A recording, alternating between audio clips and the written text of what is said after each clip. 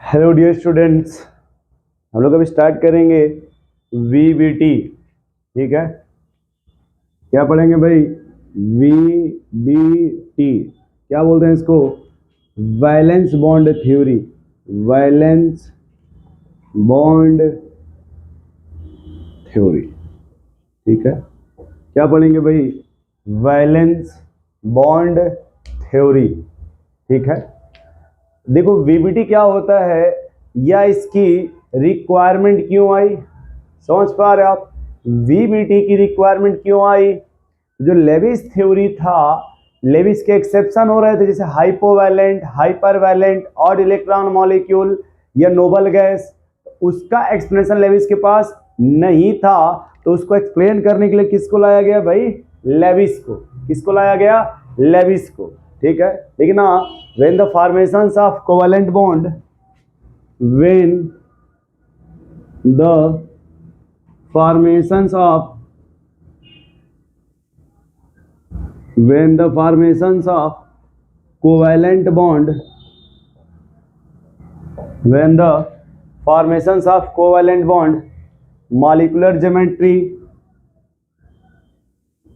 molecular geometry,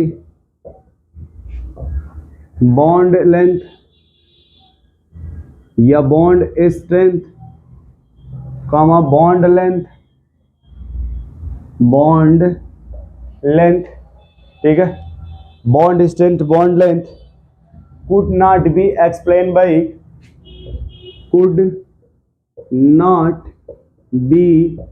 explained by Lewis theory. Lewis ने इन सब चीजों का एक्सप्लेन नहीं किया, समझ पा रहे हैं? इनका एक्सप्लेन नहीं किया। तब नए साइंटिस्ट आए, देन द, लिखना भाई, देन द साइंटिस्ट, वहां पे दो साइंटिस्ट आए, देन द साइंटिस्ट, कौन भाई? Pauling and स्लाइटर्स।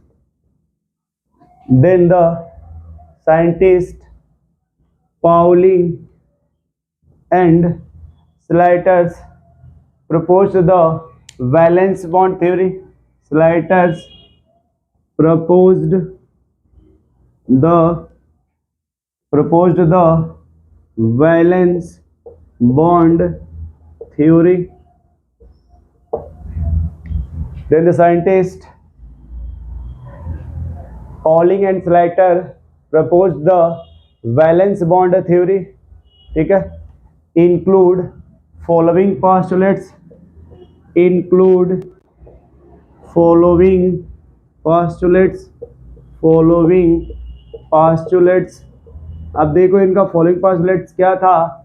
इन्होंने ये कहा कि जब भी वीबीटी होगा तो वीबीटी में ओवरलैपिंग होता है। वीबीटी में क्या होता है भाई? ओवरलैपिंग होगा। ठीक है, तो पहला पॉइंट लिखिएगा, covalent bond is the form by pairing of electron. देखिएगा भाई, covalent bond is form by pairing of electron, pairing of electron. Covalent bond is form by pairing of electron. और दूसरा, जो ऑर्बिटल होगा उसमें अनपेयर्ड इलेक्ट्रॉन होना चाहिए। जो ऑर्बिटल ओवरलैप्ड करेगा उसमें अनपेयर्ड इलेक्ट्रॉन होना चाहिए। ठीक है, देखिएगा, orbital have unpaired electron overlapped with opposite spin, और तीसरा लिखे सबसे इंपॉर्टेंट जो है इसमें वो है ओवरलैपिंग। क्या है? ओवरलैपिंग। ठीक है, तीसरा क्या लिखिएगा भाई? लिखिएगा ओवरलैपिंग क्या है भाई? लिखिएगा overlapping is the responsible for formations of covalent bond. यानी जो कोवैलेंट बॉन्ड बनेगा उसकी रिस्पॉन्सिबिलिटी किसकी होगी? ओवरलैपिंग की। जो कोवैलेंट बॉन्ड बनेगा उसकी रिस्पॉन्सिबिलिटी किसकी होगी? ओवरलैपिंग की। ठीक है। लेविस ने क्या है कि उसने जो है मॉलिक्यूलर ज्योमेट्री या बॉन्ड स्ट्रेंथ या बॉन्ड लेंथ के बारे में कोई एक्सप्लेनेशन नहीं दिया था। ठीक है। दिन उस टाइम पे जो साइंटिस्ट थे, बाद में आए साइंटिस्ट पाउलिंग और स्लेटर्स, जिन्होंने प्रपोज किया वैलेंस बॉन्ड थ्योरी। इस वैलेंस बॉन्ड थ्योरी में फॉलोइंग पोस्टुलेट्स थे। पहला, covalent bond is the form by pairing of electron. दूसरा, orbital of electron overlapped with opposite spin. और तीसरा इसमें था ओवरलैपिंग। जो मेन वीबीटी में पढ़ा जाता है वो यही पढ़ा जाता है, ओवरलैपिंग। ओवरलैपिंग ही रिस्पॉन्सिबिलिटी लेती है किसका? कोवैलेंट बॉन्ड बनने का। अब देखो यहाँ पे पढ़ेंगे टाइप ऑफ ओवरलैपिंग। क्या पढ़ा जाएगा भाई? Type of overlapping. देखो पढ़ेंगे भाई यहाँ पे टाइप ऑफ ओवरलैपिंग। ठीक है। टाइप ऑफ ओवरलैपिंग ये कितने प्रकार का होता है भाई? दो टाइप का। पहला क्या बोलते हैं? हेड ऑन हेड ओवरलैपिंग, या इसी बोलते हैं भाई इंड टू इंड ओवरलैपिंग, या एक्सियल ओवरलैपिंग, या डायरेक्ट ओवरलैपिंग। इतने नाम से इसको जाना जाता है, डायरेक्ट ओवरलैपिंग। ठीक है। और दूसरा जो होता है उसको बोलते हैं, अगर ये हेड ऑन हेड है तो उसको बोलेंगे साइडवेज, या जैसे इंड टू इंड है तो उसको बोलते हैं लेटरल, या एक्सियल है तो बोलेंगे नॉन एक्सियल। अगर ये डायरेक्ट है तो उसे बोलेंगे इनडायरेक्ट। देखो जब भी हेड ऑन हेड ओवरलैपिंग होता है इसमें सिग्मा बॉन्ड का फॉर्मेशन होता है। याद रखना कि जब भी हेड ऑन हेड ओवरलैपिंग होगा सिग्मा बॉन्ड का मतलब होता है अगर कहीं भी सिर्फ एक बॉन्ड बना हो इसको कहते हैं सिग्मा बॉन्ड। क्या बोलते हैं भाई? Sigma bond. और सिग्मा बॉन्ड ही पहले बनता है, सबसे पहले सिग्मा बॉन्ड ही बनता है। और अगर कहीं पे मान लो जब भी साइडवेज ओवरलैपिंग लेटरल होगा तो उसमें पाई बॉन्ड बनता है। क्या बनता है भाई? Pi bond. अब जैसे मान लो कहीं पे लिखा हो ए डबल बॉन्ड बी, अगर ये दो बॉन्ड इसमें कहा जाएगा एक सिग्मा बॉन्ड है और एक जो है वो पाई बॉन्ड है। ये पाई बॉन्ड कैसे बनेगा, सिग्मा कैसे बनेगा, ये हम लोग पढ़ेंगे भाई नेक्स्ट लेक्चर में। इसमें पढ़ेंगे हम लोग नेक्स्ट लेक्चर में। अभी हम लोग ने बस ये पढ़ा कि अगर वीबीटी होगा तो वीबीटी में क्या होता है भाई? ओवरलैपिंग। और ये भी एक बात ध्यान सुन लेना, कभी कोई पूछा जाता है कि ओवरलैपिंग में कौन पार्टिसिपेट करता है? ऑर्बिटल। ठीक है। कहना नहीं, ओवरलैपिंग में अनपेयर्ड इलेक्ट्रॉन पार्टिसिपेट करता है। ओवरलैपिंग में अनपेयर्ड इलेक्ट्रॉन पार्टिसिपेट करता है।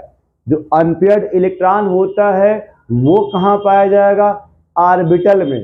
तो पहले ऑर्बिटल नहीं बोला जाएगा, अनपेयर्ड इलेक्ट्रॉन। वो अनपेयर्ड इलेक्ट्रॉन कहाँ रहता है?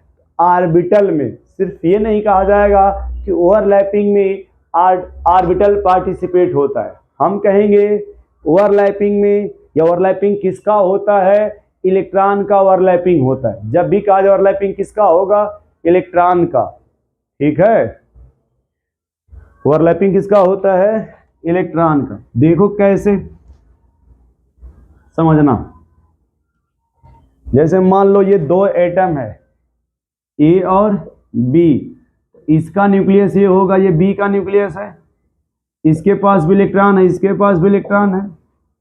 इसमें देखो अगर सिमिलर चार्ज देखा जाए तो रिपल्सन होगा, यहाँ रिपल्सन होगा ना भाई इसमें। तो अगर रिपल्सन होगा तो बॉन्ड का फॉर्मेशन नहीं होगा। तो देखो कभी भी अगर दो एटम हो या दो ऑर्बिटल हो उसमें अगर इलेक्ट्रॉन होता है तो इसमें अट्रैक्शंस भी होता है। देखो यहाँ पे। ठीक है। तो यहाँ पे अगर देखा जाए तो यहाँ रिपल्सन हो रहा है, यहाँ क्या हो रहा है? रिपल्सन। और अगर यहाँ देखा जाए तो अट्रैक्शन हो रहा है।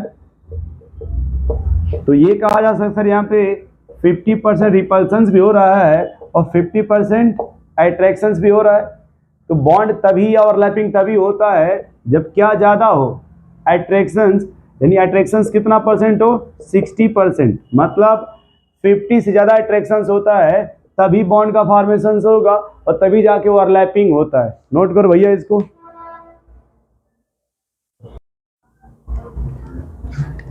Hello dear students, good evening. हम लोग पढ़ेंगे भाई रेजोनेंस। क्या पढ़ा जाएगा? Resonance in chemical bonding. फिलहाल हम लोग थोड़ा सा पढ़ेंगे यहाँ पे रेजोनेंस के बारे में, ठीक है। किसके बारे में पढ़ेंगे भाई? रेजोनेंस के बारे में, ठीक है। लिख लेना, when pi bond conjugate with, when pi bond conjugate with negative charge, ठीक है। हम लोग को बस देखो यहाँ पे होता तो बहुत टाइप का कंजुगेशंस होता है, बट एक ही पढ़ना है वो जो पाई गैप निगेटिव चार्ज होता है। अब इसमें देखो मेन हमें फोकस किस पे करना है, कुछ एग्जाम्पल पे, जैसे NO2 minus, NO3 minus, ozone, SO4 minus 2, PO4 minus 3, ClO4 minus. अगर हमसे इन सब का पूछेगा बॉन्ड ऑर्डर, क्या पूछा जाता है भाई? Bond order. तो उस बॉन्ड ऑर्डर के लिए हमें क्या करना पड़ता है इसमें, क्योंकि रेजोनेंस होता है इन सभी में, तो देखा जाएगा रेजोनेंस कैसे होगा। जैसे ये देखो नाइट्रोजन हो गया, ये निगेटिव, ये डबल बॉन्ड, ये पाई गैप निगेटिव हो गया। अगर नाइट्रेट है देखो डबल बॉन्ड, ये निगेटिव, ये निगेटिव, है ना। या फिर अब देखो ओजोन में होता है भाई डबल बॉन्ड, सिंगल बॉन्ड, ये निगेटिव। या सल्फेट देखो डबल बॉन्ड, ये निगेटिव, ये निगेटिव, है ना। फास्फेट बन जाएगा, यहाँ पे है स्पेस, चलो बना लो। देखो ये निगेटिव, यहाँ निगेटिव, ये निगेटिव, है ना। जब ये इस टाइप के स्ट्रक्चर बनते हैं तो देखा जाता है कि इसमें रेजोनेंस होता है। क्या होता है भाई? रेजोनेंस होता है। जब रेजोनेंस होता है तो सबसे पहले निकाला जाता है बॉन्ड ऑर्डर। क्या निकाला जाता है भाई? Bond order. और एक पूछता है फॉर्मल चार्ज, एक होता है बॉन्ड ऑर्डर और एक पूछा जाता है फॉर्मल चार्ज। देखो दोनों, देखो यहाँ पे कि बॉन्ड ऑर्डर कैसे निकालेंगे। तो देखो जो सबसे पहले सिंपल तरीका वो हम बता रहे हैं आपको, ठीक है। टोटल नंबर ऑफ बॉन्ड, अब बॉन्ड वो लिया जाएगा जो रेजोनेंस में इन्वॉल्व हो, और दूसरा हो जाएगा टोटल नंबर ऑफ, एक होता है स्ट्रक्चर, ठीक है। हम लोग फिलहाल लिखेंगे total number of surrounding atom, और एटम किस में होना चाहिए? रेजोनेंस में, ठीक है। तो देखो यहाँ आप निकालेंगे बॉन्ड ऑर्डर, हमेशा सेंट्रल एटम का ही निकाला जाता है। तो यहाँ देखो ये नाइट्रोजन है ना सेंटर में, कितना बॉन्ड बना रहा है? ये 3। कितने एटम सराउंड में? 2, 3/2, 1.5। अगले का जो बॉन्ड ऑर्डर, कितना बॉन्ड है? 4। सराउंडिंग एटम कितना है? 3। कितना आएगा? 1.33। अगले में आ जाओ बॉन्ड ऑर्डर, देखो कितना बॉन्ड है? 3। सराउंडिंग एटम 2, कितना? 1.5। अगले में आ जाओ बॉन्ड ऑर्डर, कितने टोटल बॉन्ड है? 6। सराउंडिंग 4, 1.5। अगले में आ जाओ भाई, अब वो वेट कर रहे थे, अरे वो सर जी हाँ। देखो यहाँ पे टोटल बॉन्ड कितने हैं भाई? 5। सराउंडिंग 4, कितना? 1.25, ठीक है। दूसरा एक टर्म यहाँ पूछता है फॉर्मल चार्ज या फिर एवरेज चार्ज, ठीक है। वो देखो कैसे निकालते हैं, कितना निगेटिव है? -1। कितने एटम पे डिस्ट्रीब्यूट हो रहा है? 2 पे, -1/2, -0.5। कितना निगेटिव है? 2। कितने एटम पे डिस्ट्रीब्यूट होना है? 3 पर, -0.66। कितना निगेटिव है? -1। कितने एटम पे जाएगा? 2 पर, कितना आएगा? -0.5। कितना निगेटिव है? 2। कितने एटम पे जाएगा? 4, -1/2, यानी सॉल्व करने में कितना आएगा? -0.5।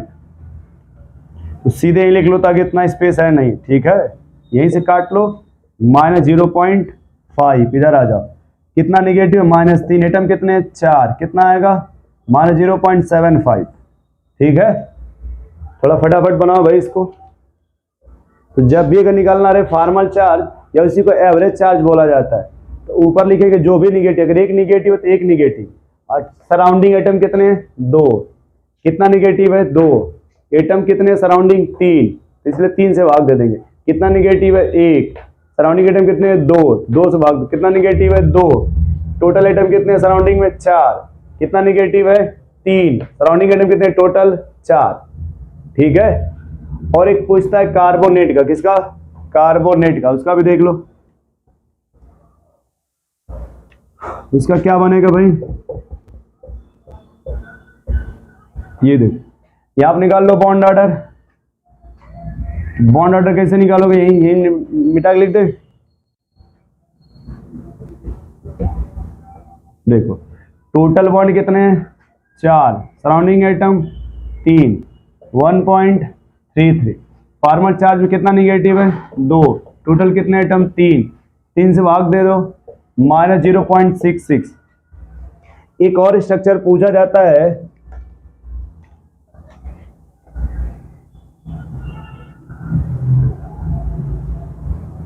IO5,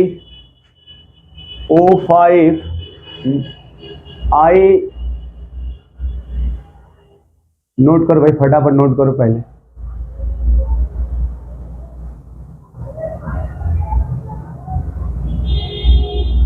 चलो इतना बना लो पहले, ठीक है। देखो इतने का अगर आप पूछेगा, एक और देखो होता है, एक फॉर्मेट होता है, क्या होता है फॉर्मेट।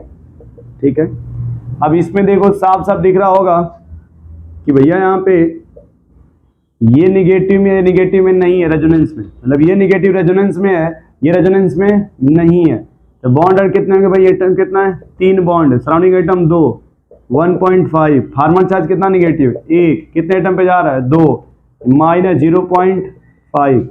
फिर वो ये पूछता है कि यहाँ पे लेंथ इक्वल क्यों है, क्योंकि जब इसमें रेजोनेंस होगा ये कुछ लेंथ ऐसे बनेगा इस तरह से। ठीक है, और यहाँ का -0.5, यहाँ का -0.5। तो नोट करो भैया इसको। तो ठीक है, तो कभी कभी अगर रेजोनेंस पूछा जाएगा कि केमिकल बॉन्डिंग का, तो ऐसे लगा लोगे आप, है ना। देखो इस बॉन्ड ऑर्डर से ये पता चल जाता है। और सुनो, ये रेजोनेंस का मामला है, इसलिए फार्मूला ये लग रहा है। अगर वो डाई एटॉमिक होता या इलेक्ट्रॉन सिर्फ 20 तक होते तो मॉलिक्यूलर ऑर्बिटल थ्योरी का यूज होता। किसका यूज किया जाता, मॉलिक्यूलर ऑर्बिटल थ्योरी। नोट कर लो भाई।